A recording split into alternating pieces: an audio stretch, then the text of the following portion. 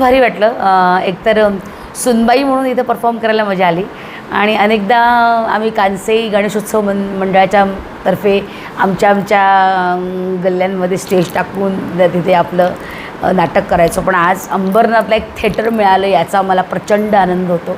इथल्या सगळ्या स्थानिक कलाकारांना, सगळ्या स्थानिक कार्यक्रमांना एक छान मोठं दालन उभं करून दिलं आहे. थिएटर शिवाय मागे अनेक आपण प्रदर्शनं वगैरे भरू शकतो, अशा पद्धतीचं मोठे एक वास्तू इथं निर्माण झाले, याबद्दल खूप आनंद होतो. आणि शिवाय सांस्कृतिक कलामंच ह्यांनी दमयंती दामले ह्या माझ्या नाटकाचा इथं प्रयोग लावला, त्याबद्दल मलाच खूप कृतकृत्य वाटतं आहे की अरे आपल्या माणसांनी माझ्यासाठी लावलेला शो आहे.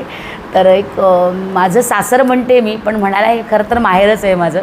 कारण माझी इतकी माणसं आहेत माझ्यावर प्रेम करणारी की मला इथं आलं की नुसतं वाटेला लागलं तेच असा आनंद व्हायला लागतो.